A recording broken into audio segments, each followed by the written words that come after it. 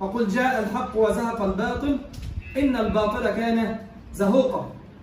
وانطلاقا من هذه الآية الكريمة معالي الرئيس، أوضح أن المتهم في هذه الواقعة بريء من هذا الأمر براءة الذئب من دم ابن يعقوب، حيث أنه لم يقترف هذه الجريمة الماثلة نهائيا، ولم يكن له ناقة ولا جمل في ذلك.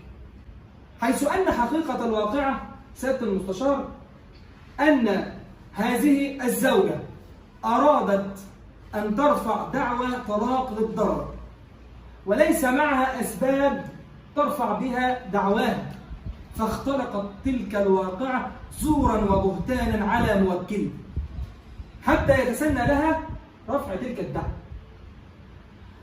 ويؤكد ذلك ما ورد بصحيفة الدعوة بالطالب فيها بالطلاق للضرر ما وجدنا من ضررا في تلك الصحيفة إلا سببا يتيما، سبب واحد بس يا ريس، إن هو بيضربها. طب أنت ضربت زوجتك ليه؟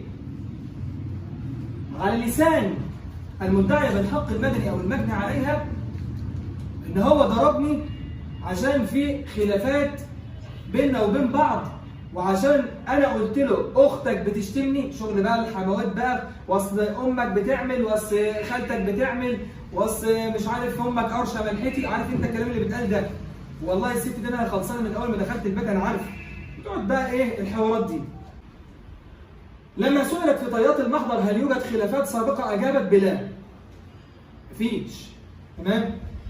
كيف لا توجد خلافات وقد افتتحت محضرها قائله اللي حصل ان المشكو في حق زوجي واخته اتعدت عليها بالقذف والسب والاهانات، اذا هناك خلافات دفعتها الى الكيد بالمتهم. انت عشان خاطر جوزك ما نصرتش على اخته تروحي تعملي ايه؟ تشتكي، لا وتطلبي كمان الطلاق. طب ما النهارده لما كل واحد يا ريس اخته تشتم مراته او امه تشتم مراته يلاقي نفسه محبوس ويلاقي نفسه مترفع عليه دعوه طلاق للضرر وبيتخرب بيته، خلاص بقى مصر كلها بتطلق يا ريس. يبقى النهارده من حقنا نطلب البراءة. ايوه من حقنا نطلب البراءة النهارده يا معالي الريس، لأن هذه الواقعة مختلقة.